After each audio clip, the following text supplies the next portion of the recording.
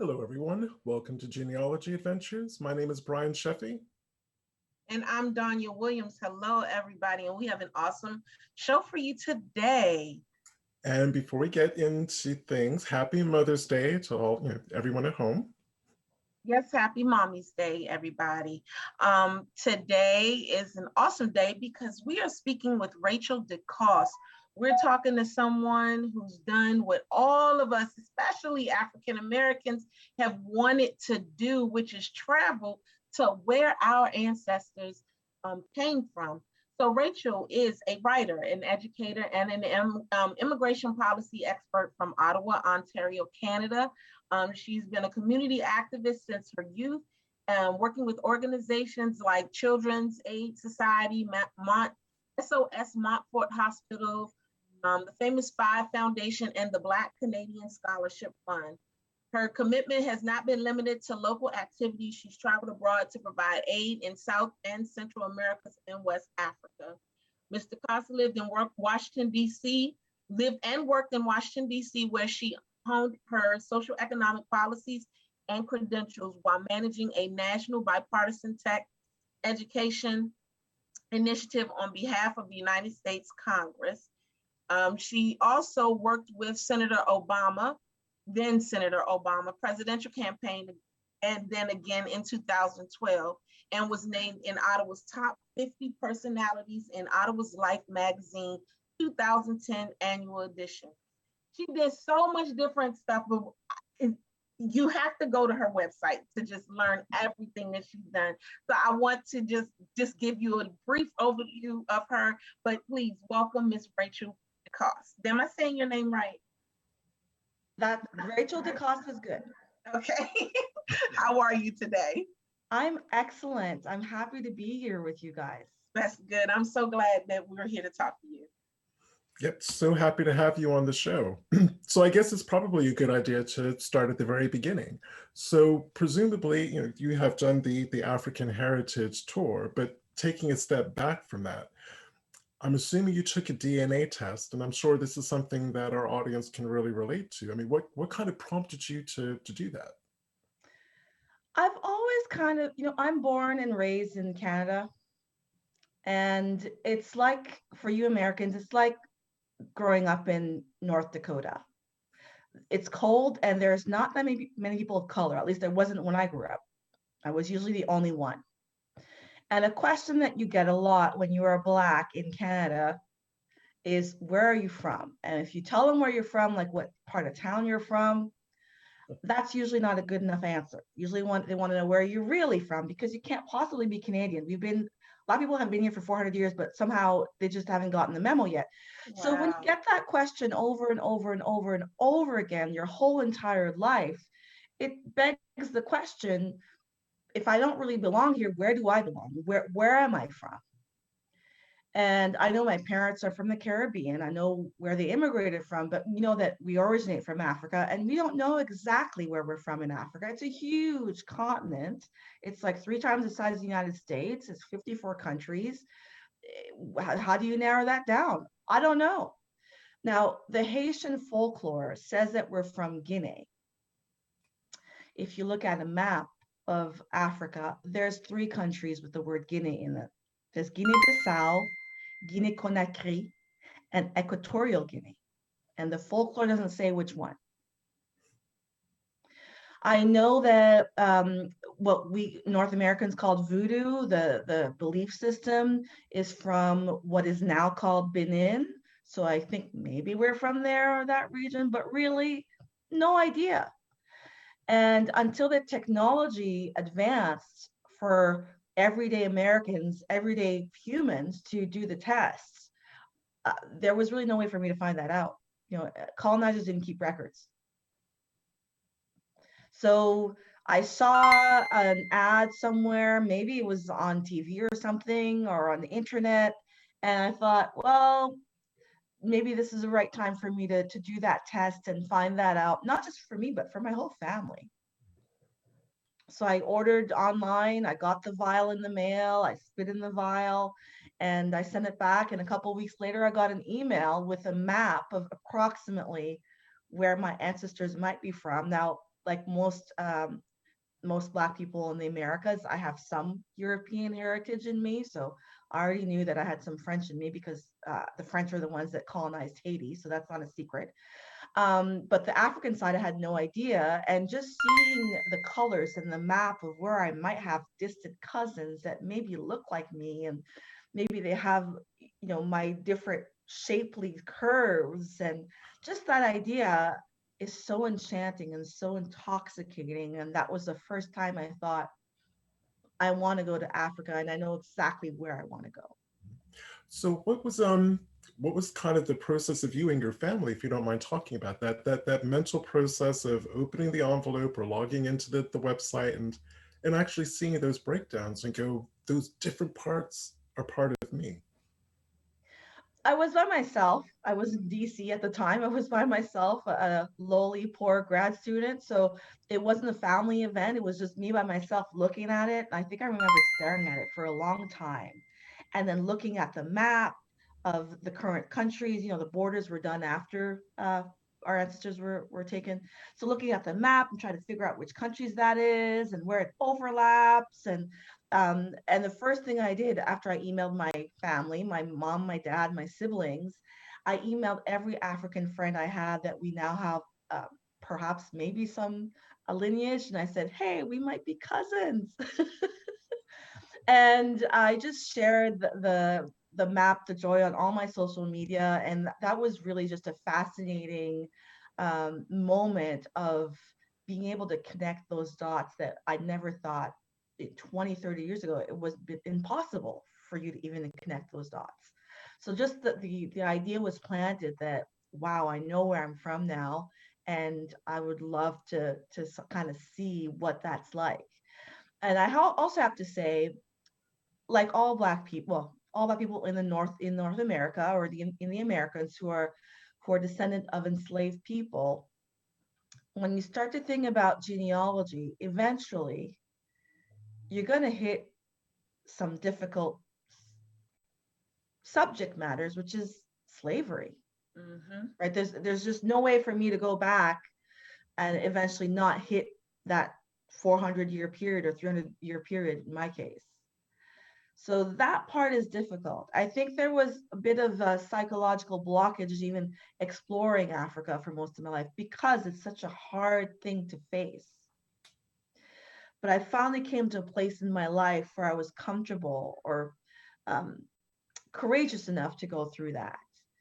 And I encourage everybody listening who's a little bit, scared about going through that. The best part of this whole thing is finding out what we were before slavery. Before slavery, we were kings, we were queens, we were technical people, we were seamstresses, we were leaders, we were innovators. And if you block yourself pre-slavery, you're missing out on all the good stuff before that. Mm. Mm-hmm. And well, I like how you said, not just kings and queens, we were regular people too, because everybody can't be a king and queen. One of the things that I get kind of annoyed with is the fact that when they talk about Black people, they were like, you come from kings and queens. Well, everybody might not have come from a king or a queen.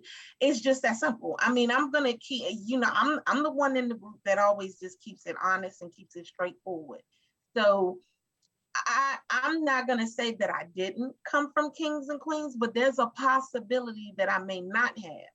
And whatever it is that I did come from, they were great folks, because had they not been whoever they were, I would not be regardless. And it doesn't make me or them any less of people, regardless of what they were. And that's the part that should be focused upon, not just the fact that they were not kings and queens or whatever, That's a great point. Yeah, I like how you said that. And I think people need to stop focusing on just those types of things.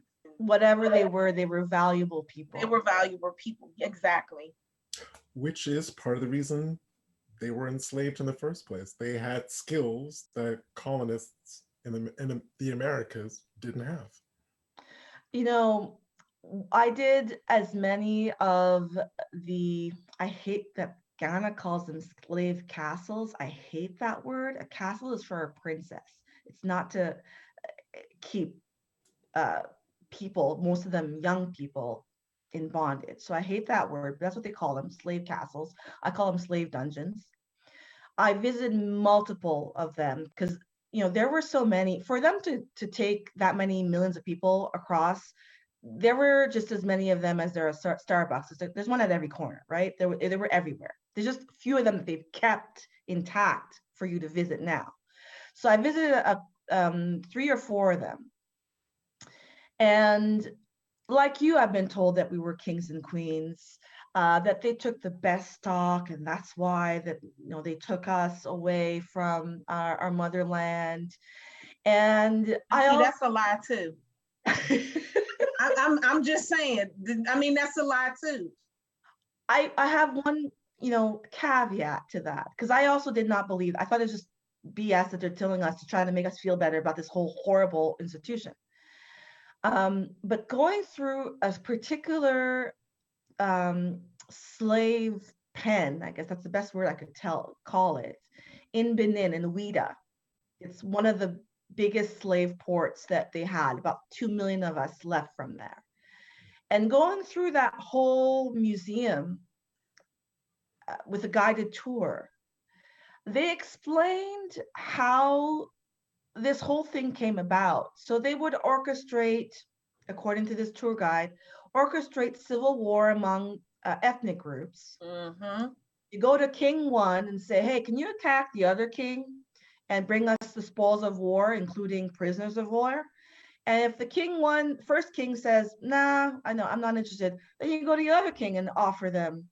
And if whoever agrees to go to war against their neighbors, the Europeans will give you arms, which increases the chance that you might win. And if you decide not to go, not to take their offer, they'll go to your perhaps future enemy and help them win. And you might be the prisoner of war tomorrow. So that's a prisoner's problem, where it's a lose-lose situation. So they would do this, get prisoners of war. You might die during the civil conflict.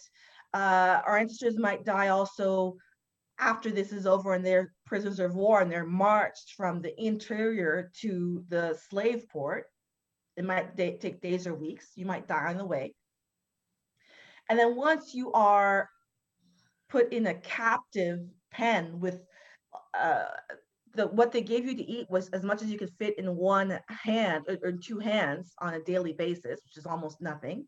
So you might die during that 2 to 3 month time where they are testing to see which ones are going to survive. Because if you can survive that, you might survive the middle passage. Then if you survive that, you might survive the middle passage. I think about 30 to 40% of people died on the way. And then once you get to the Americas, you might die of starvation, overwork, torture, disease, etc.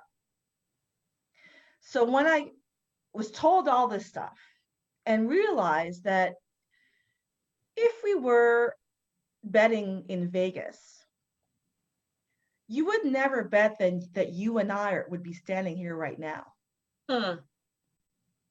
We weren't. I would never have bet that I would still be here. And in that way, I feel that they did pick the best, or the best survived. Because if you're mildly weak, you don't survive all these obstacles. Well, that's strongest. It's not necessarily best. I got you there.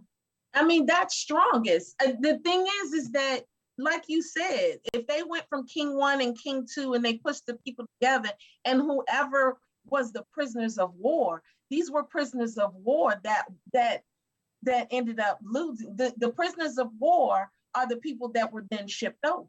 Yes. So this was the leftover. This was the ones that was left over.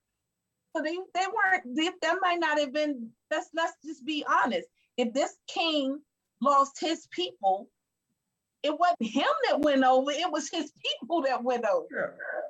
So that's what I mean by, okay, eventually that king probably had to go too.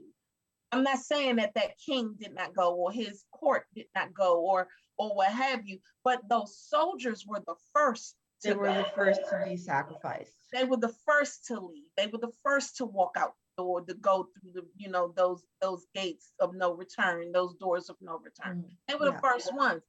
So they weren't kings and queens walking over that door. Yeah. And that's the part that people are forgetting. Tell the whole story. I say that not just for American history, but for our own history, to make sure all of the information is given properly and accordingly. Don't just Amen. give half of it. Amen. I might be pissing somebody off right now, but that's what I do. So That I think that there's nothing wrong with the truth. In fact, the truth will set us free. In one of these slave dungeons, I believe it was the one in Ghana, they said that the king and I think it was the queen of one of these Ashanti tribes, or I believe, she was kidnapped, but they didn't ship her. They put her in a special prison cell out by herself. They didn't want to kill her because that might cause an uprising. Mm-hmm. So that, to your point, they did treat royalty slightly differently based on their and that makes sense. agenda. That makes sense. That actually makes more sense. Yeah. That does. That makes more sense. So my next question is about your DNA, again, your DNA results. Because I know when I took my first one, and I guess mentally, I was just expecting everything to be in West Africa, because that's all we ever hear: West Africa, West Africa, West Africa. And we know that most enslaved people did indeed come from that part of Africa. But my mind was blown because my DNA, and that's my autosomal Y and mitochondrial, comes from all four corners of Africa. Big pocket in Western, but I've got Northern, Central, Eastern, South, just all four corners in the middle. Was your DNA results more or less kind of like that, or did you find that there was more of a concentration in one place rather than the other? The concentration was in the Bight of Benin for me, which is Nigeria, Benin, Togo area.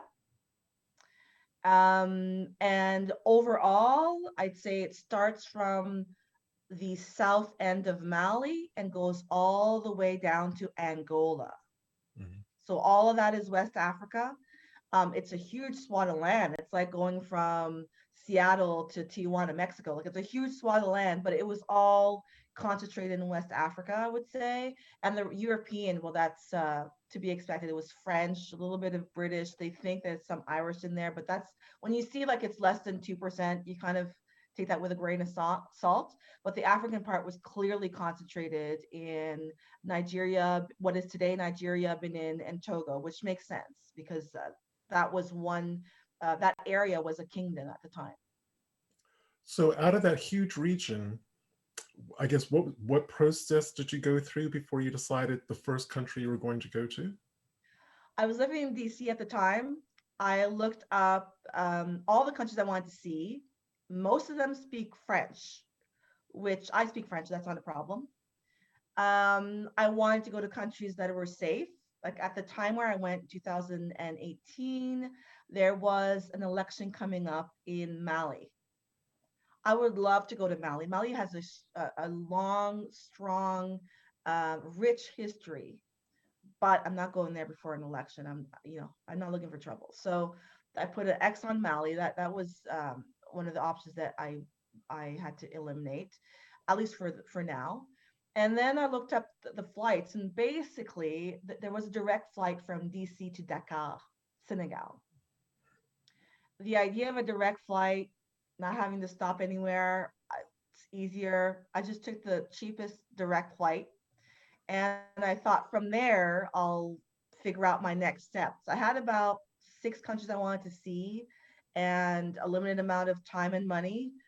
And I didn't really know how it would work over there. The flights within America are fairly cheap. Flights within Africa are just so expensive. it's often cheaper for you to fly to Europe than to fly to the country next door. Mm. So that limited my next step. So once I got to Dakar in Senegal, I was there for a whole month. I tried to figure out what my next step was. I wanted to go to Cape Verde because I do speak Portuguese. I do have a rich history, although not my particular DNA. The flight was just out of this world. I just said I can't spend that kind of money just to cross over, so I didn't go there. After that, I went to Ivory Coast. Very expensive 4-hour flight to Ivory Coast, but that was my next step. I spent some time in Ivory Coast because I do have heritage there. And then I went to Benin. And Benin is a small, narrow country. So is Togo next door. So it's easy to just drive to the border and see the next country over. And after Togo, the country next door is Ghana. And you can do all three without taking a flight. So that was really my next move. And I didn't go to Nigeria, partly because the visa is expensive. That's another issue we could go into. And partly because Nigeria is a kind of country where you want to have a local escort you around. There's cultural cues that I didn't feel like I could navigate on my own. And I just didn't have that kind of person to guide me. So Nigeria is going to be for next time. Well, actually, that's a really good point Yeah. because I think a lot of people from these shores wouldn't think about a different group of people. Would have social their own social norms, their own kind of permissible things that you can say and do. What would be a really good way for people to research that? Yeah. I'd say that's a good question because I kind of learned as I went. I haven't seen any books that really delve into that. Travel books might have a little bit of that. Um, just an aside, but when I went to spent my 6 months there, it wasn't a planned trip. It was sort of like a last minute, oh, my visa is ending next week. I have to get out of the United States. I can't work here legally. Um, my boss said, just go back to Ottawa and work from your mama's basement for 6 months. And I said, initially I said yes, but then I thought, I'm 40 years old. Don't really want to hang out with my mom that long. And if I can work remotely, I can go anywhere in the world. So I said, let me just work remotely from Africa. And that's really how this whole thing came about. So I think I had a week and a half to plan this whole thing. I didn't have time to read all the books and get informed. Um, One of the ways I learned was by living with a local. So the first place I landed in Dakar, I stayed with a local. I got a room in a house with a local, and I got to follow them around. They were really, really nice. Allowed me to follow them around. I could ask them dumb questions like, is it okay for me to do this? How do I negotiate with a taxi? How do I dress? When should I cover up? Sometimes it's just to be polite, you might have to cover your hair. So I had somebody to ask and somebody that could be honest with me. But I do recommend if you can, do a little bit of Googling. I'm sure some travel sites might give you hints because you don't want to go there and insult them. Having said that, they do know, especially by the way we dress, if not the way we speak, they can tell we're foreigners and they're a little bit more forgiving or maybe very forgiving. So you Don't you just kind of you got your DNA and you just said, "Oh, I'm just gonna go and do this." I mean, you really? pretty much, yeah. And whenever I have to tell you, whenever I got in trouble, because sometimes I got in trouble for, doing the wrong thing, being in the wrong line, I just don't know. And then, or sometimes they try to swindle you. They have words for white people that maybe are not flattering, and they might call me that.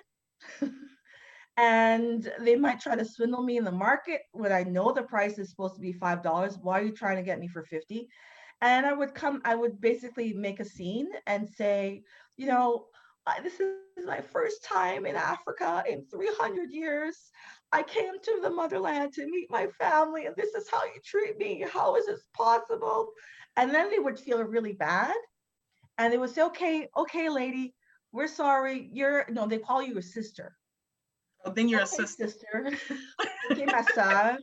And then they would they would treat you with a little bit more, maybe not respect, but a little bit more consideration for the fact that we are the same. We're from the same family, distant family. So I played that game when I had to. Wow. So did you meet family? Any DNA family? Unfortunately, the DNA test that I did does not give you names of family members in Africa. I did meet family in the Americas. I found out through the Ancestry DNA database of 18 million people. I found out that I had distant cousins in Miami, Georgia, NOLA, New Orleans, New York, Boston, a little bit in Canada, a little bit in the Caribbean. So that was kind of cool. And some of them I got to meet in person, which is kind of exciting. And it's funny, the one I got to meet in person, she just graduated with an engineering degree in Florida.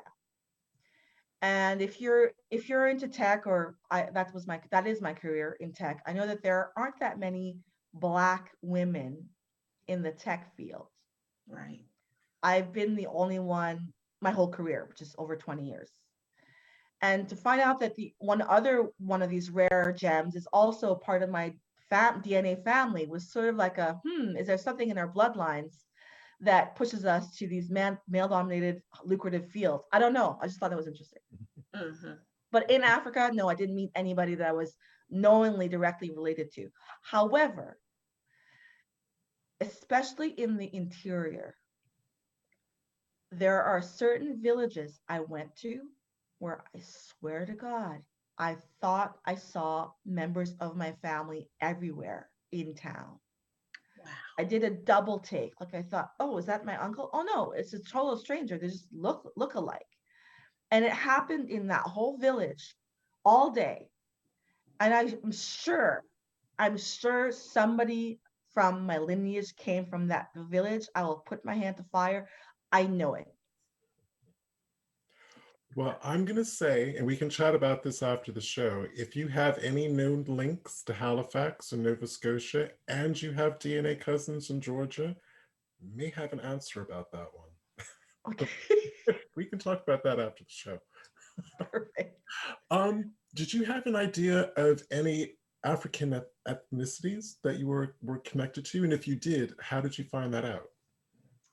I had no idea whatsoever, aside from the voodoo connection with Haiti, um, and NOLA. We know about that. I thought there might be some DNA that might go to um, the the birthplace of what we call voodoo, which is Abomey Kingdom in modern day Benin. So I thought there might be something there, but I had no idea whatsoever.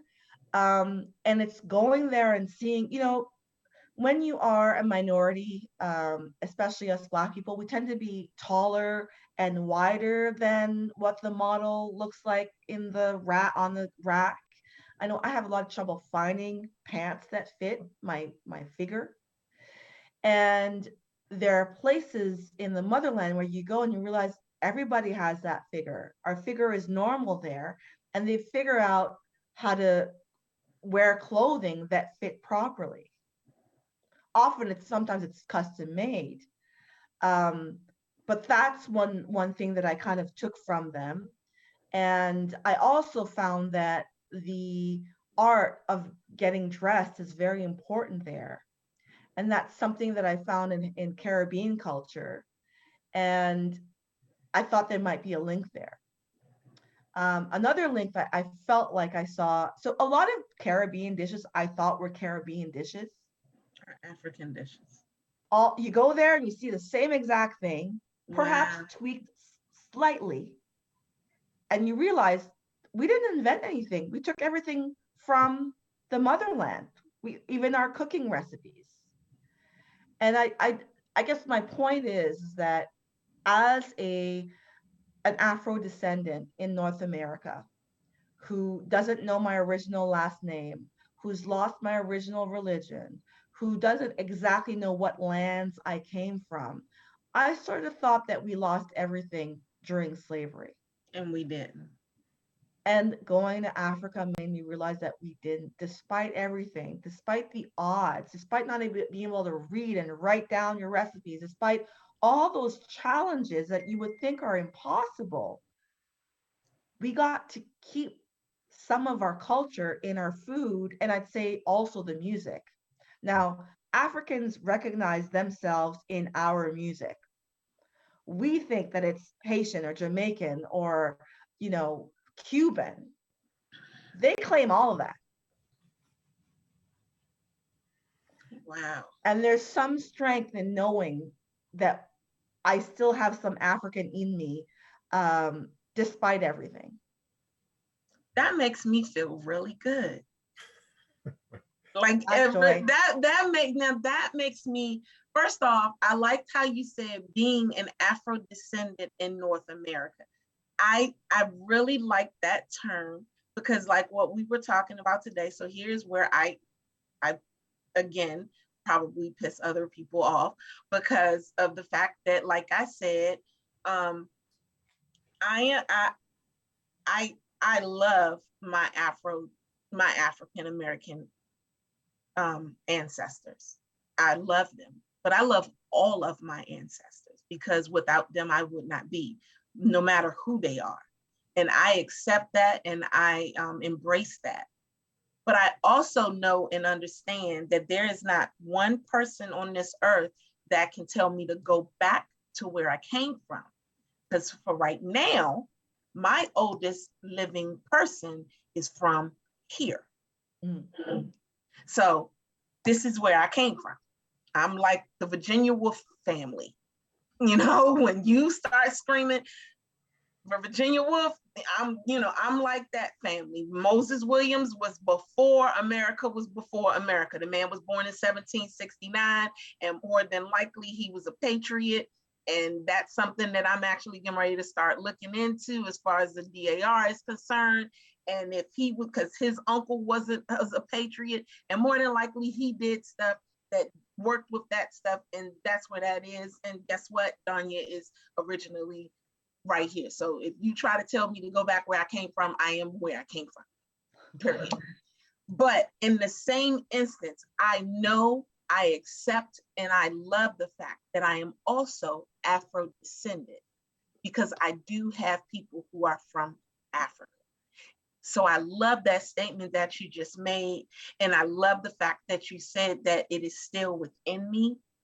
And that just really filled me up when you made that comment, to know that I still have it and I didn't lose it. And it's just awesome. So thank you for saying that. Yeah, it took going to Africa for me to realize that we still have it. We still have it. Wow. We may have changed the names, we may have changed the rest, tweaked stuff, but in its essence, we still kept that.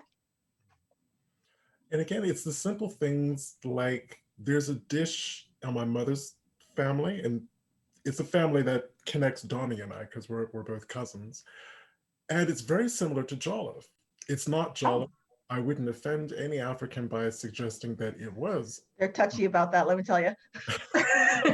But it's very reminiscent of jollof. And when I actually had my first authentically made African jollof dish, I'm like, I grew up on this, more or less. It's like I grew up on this kind of stuff. The way that my family makes okra. Mm.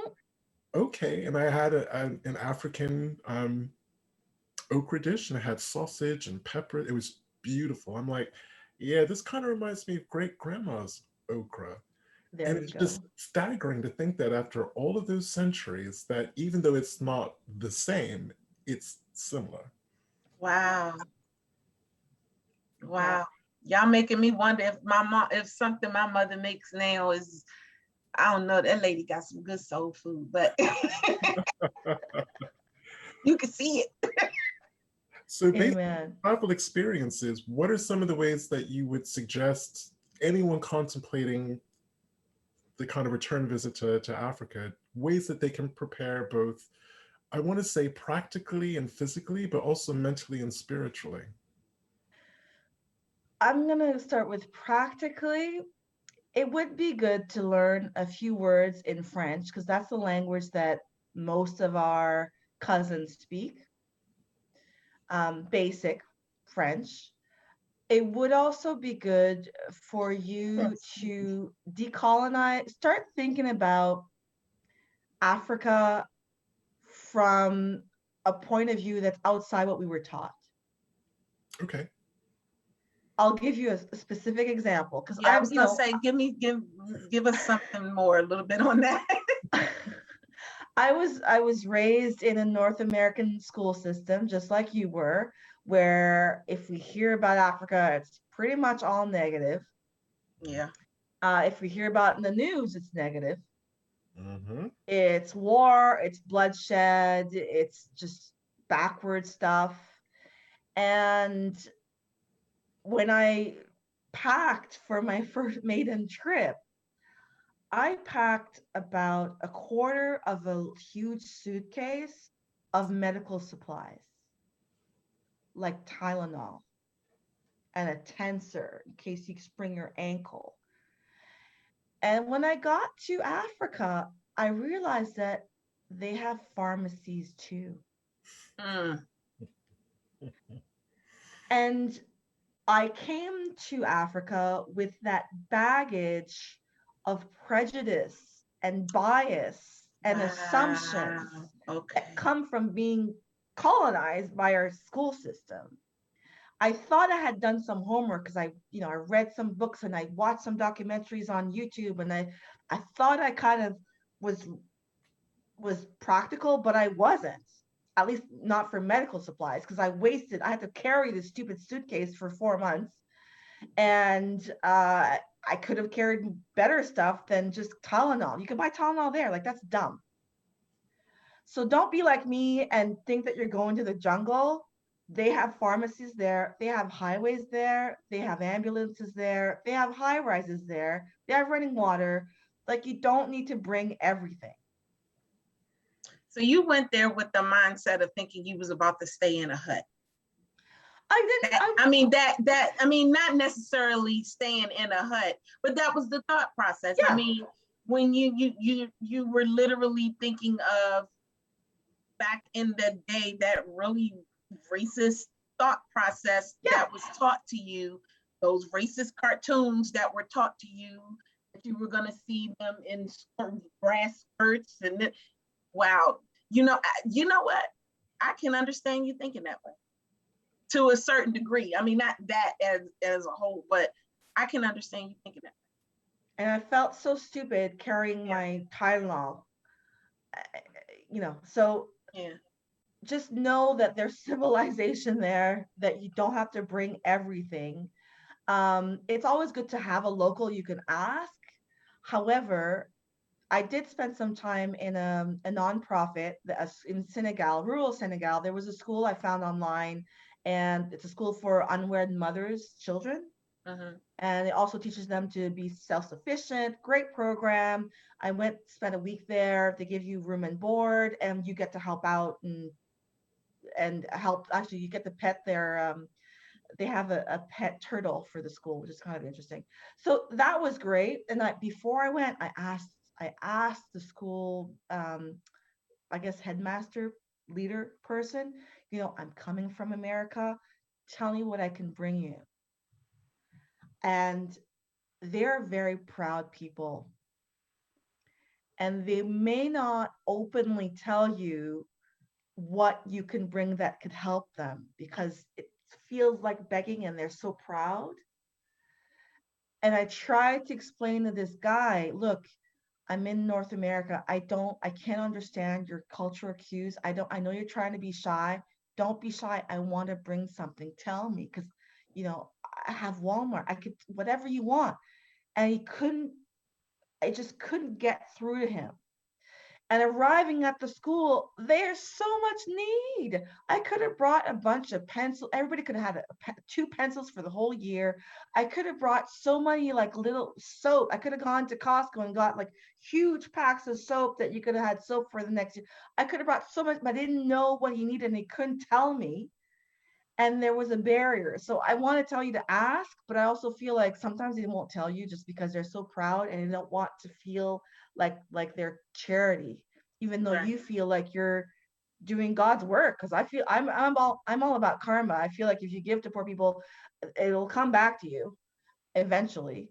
But Right. that was a failure. So I want to give you advice, but I don't really have the answer because I was not successful. Well, I mean, you just gave the advice. So another kind of practical minded question.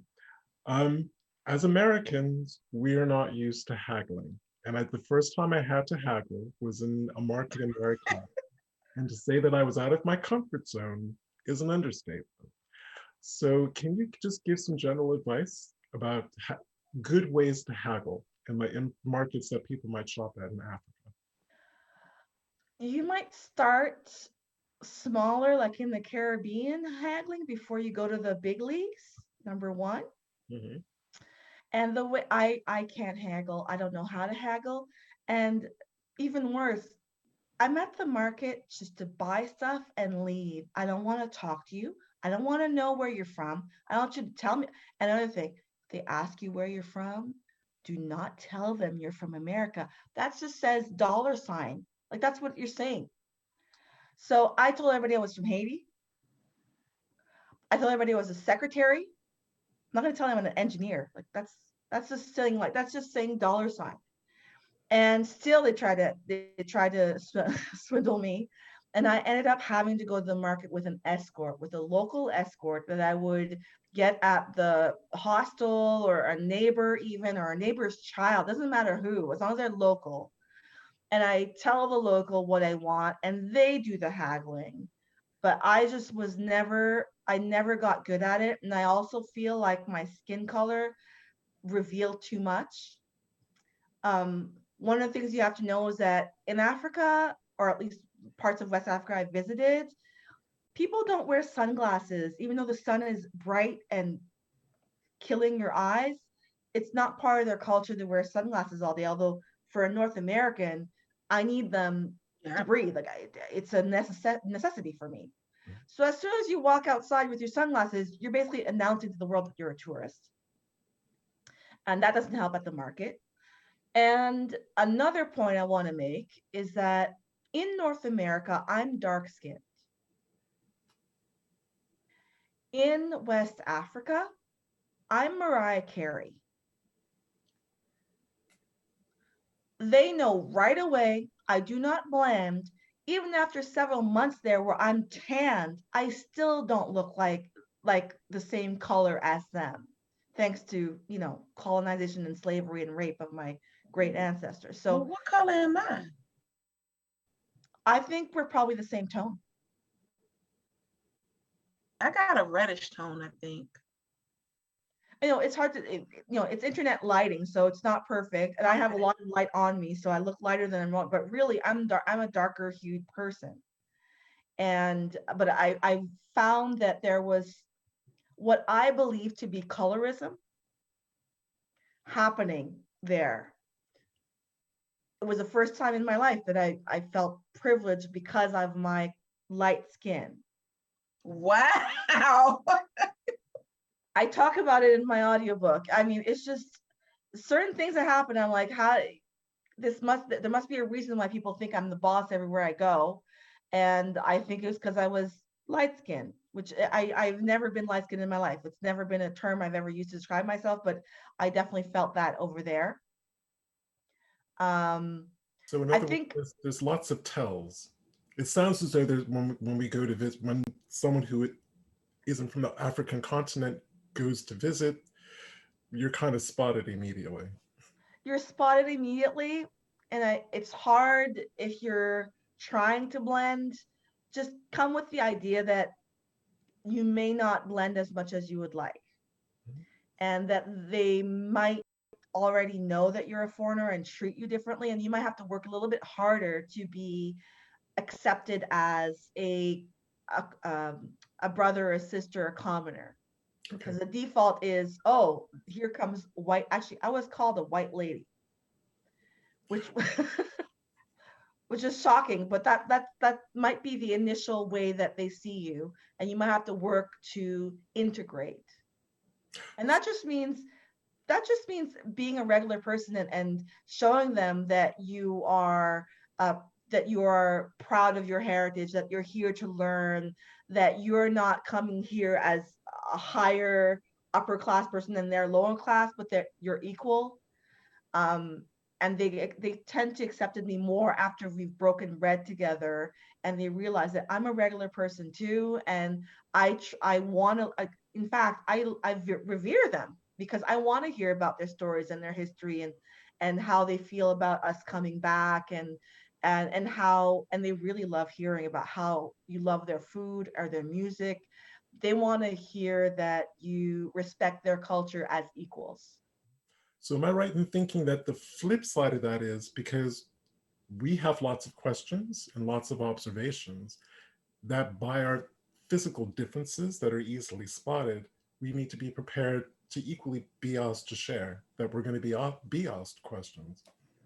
Definitely. Definitely, you'll be asked questions. Um, I'd say my impression is that what they know about the Americas is what Hollywood tells them, that it's the land of milk and honey, that things come easily. And I spent quite some time explaining to people that no, I have to work for this. Specific example, I go to this museum, it's closed. It's closed for reparation, for repairs. And the guy at the front says, "Oh, well, just come back, 6 months from now." And it dawned on me that they don't realize I don't have the money to go back and forth. Like it's, I don't have the vacation to just go back and forth. But they have the impression that we're from money and that we could just fly back and forth and take time off work, and it's just that easy. So I did spend some time trying to convince people around me that I'm just like you, that I had to work to get here. This is a lifetime, a trip that I may not come back, or if I do, it might take years. And just to try to convince them that I'm working class, just like you're working class. And So I'm I not want sure to, it was successful in all efforts, but I do feel that it helped to foster that relationship. Mhm. so I wanted to ask you a quick question about your book. After you got back, uh, and is it paper and audio first off? It's only audio. Okay. All I right. am working on a paper book that'll be even more involved, but that might take years. It takes forever to write a book. Yeah, it does. So what made you choose audio over paper? Because it would take longer or It would take, the book will take forever. And I have a friend of a friend who heard about my story. When I came home, I had shared a lot through social media, but when I came home and family would come over, friends would come over, and they would ask me about stuff that wasn't on posted online. And I would hold court for hours. Like I had to push them out of my house. Okay, it's 11 o'clock, it's midnight, you have to go. We'll do this another time. And I realized the interest was very pronounced. And a friend of a friend of a friend who happens to be an audio podcast producer heard about my story and contacted me directly and said, your story is so good, you should share it. And audio is a way that you could share it faster. Books take forever to write and edit and publish and then promote and cost a lot of money. We could make an audio within a couple of months. And he came over, he created an audio recording studio out of a closet, and I spoke for 6 hours into a microphone.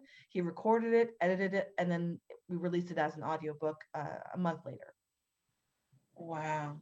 So do And the audiobook is basically just me talking about the trip, talking about my adventures, the observations, the trials and tribulations, the black joy and the black pain. And I'm talking like I'm talking to a girlfriend over the phone. So it's mm, not me reading the audiobook and being robotic. It's just me talking. And he felt like the passion in my voice when I'm speaking was worth recording. And that's what we did. so your choice, because we discussed this before we got on, your choice to go where you went was based on your DNA. It was Exactly. not based on where everybody normally goes, Ghana, or anything like that. So I love Ghana. I went to Ghana. I loved it. Jollof was great. Nothing against Ghana. However, when they inaugurated the year of return in Washington, D.C., they sent some kind of minister there to announce it to the United States, specifically the United States. Come.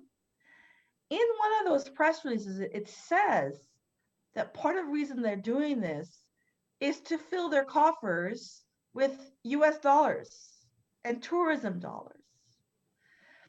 It's a great marketing strategy, but it also begs the question, do you want to pick your maiden voyage to the motherland, such an important pilgrimage? Do you want to choose that based on a marketing ploy, or do you want to choose it based on something more significant? And when I did some research on this, I looked up, Louis Armstrong went to Ghana in 1956 as an ambassador to jazz music. So we didn't do a DNA test. It wasn't available back then. We didn't go on based on where he's from. He just based on whatever the American government wanted to promote at the time. Malcolm X first went to Sudan and Nigeria in 59. Is that where his heritage is from? We know, I think his mother might have been from the Caribbean, but I doubt that. He just went based on business because his boss wanted him to do the legwork before he went there.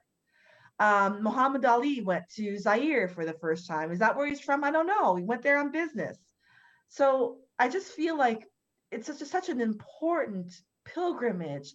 Please make it, at least the first time, the first steps, go somewhere where your ancestors stepped first. It has so much more meaning. And I just think it's too important to leave to the whim of some marketing ploy. Because I feel, and this is my own personal belief, that Africans get lumped all together, because you would never tell a European person, oh, just do a heritage tour in Europe. It doesn't matter if it's Switzerland or France or Iceland or Portugal, which are very different cultural. Very different. You would say to a Spanish-speaking person, go to Cuba, go to Puerto Rico, go to Mexico, go to Argentina. They are very different cultures. But when it comes to us, it's just Africa. We're just Africans. And it really gets me angry, and it upsets me, because there are thousands of different ethnic peoples that populate this enormous continent, and they just get lumped together. I think It's one of sad. the reasons why they say that, though, is because they think about the doors of no return, but a lot of people don't realize that there are several doors of no return. Yes. And and that's the part that they don't get. But I think the most famous ones are in Ghana.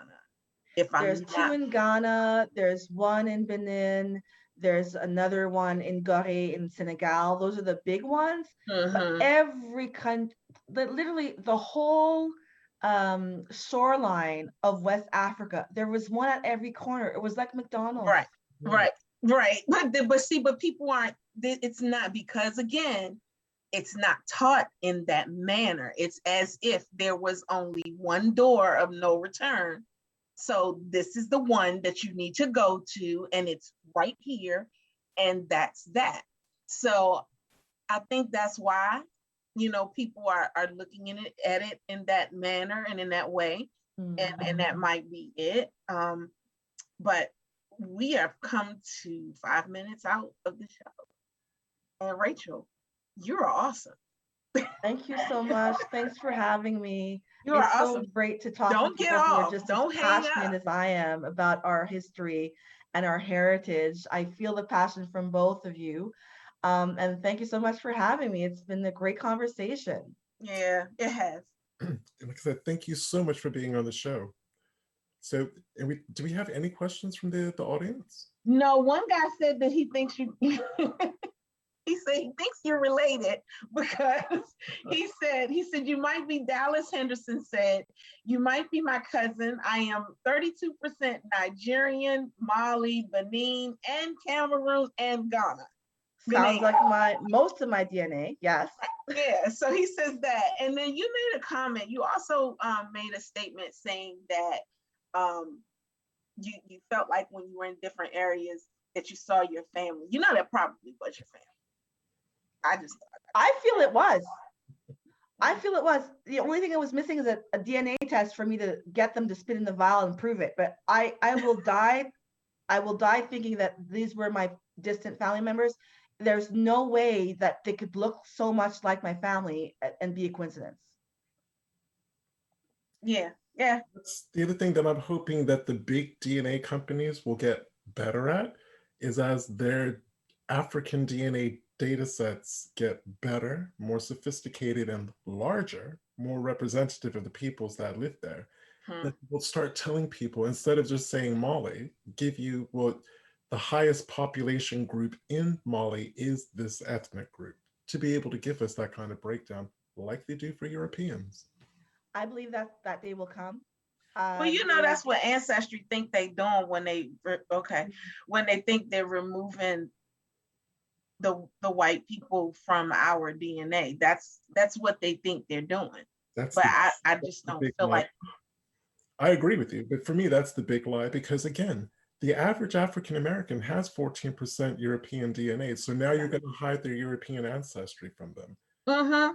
But that's what they think they don't. That's what they think they're doing. But that's not what they're doing. No. But that's what they think they're doing. Then in the same instance, you have in defense, because I can go both ways. In the same instance, you have the African ancestry who says that they can pinpoint your tribe, which is also something that I don't believe can be done because your families come from everywhere. So to say that you are pinpointing down to the very last tribe is saying that that this one person, there were millions of tribes. First and foremost, Africa is a continent. It's not a country. It is hundreds of countries within the continent of Africa. So you're saying that all of these different places, you're pinpointing one person out of this. It's impossible. It's impossible. So yeah, that's just my thought process. It's clear that some companies are playing with our emotions as Afro descendants.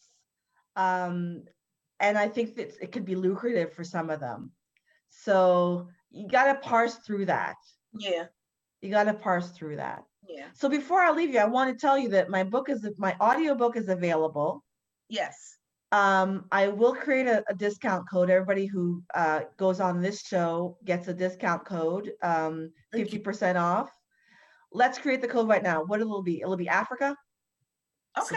To me. So write the word Africa, all lowercase, until the end of next month. You'll get 50% off, and the book is available online at yearofreturnbook.com.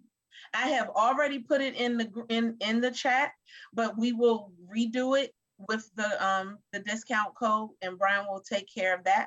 But thank you so much. Don't leave the chat this area. Oh, I could say as long as you want. But thank you guys for joining us. Next week, Brian, you want to say that real quick? Next week, we are touching on policing African Americans from slave patrols to police departments. And that is with retired police chief Ralph Godby. Yeah, that's going to be a touchy subject. So you guys come on through. Y'all know my mouth. So it's going to be good. So until then, enjoy the rest of your Sunday. Again, have a wonderful, blessed Mother's Day. I'm Brian Sheffy. And I'm Donya Williams. You guys have an awesome day. Enjoy, rest, be good. Love you guys. Bye-bye.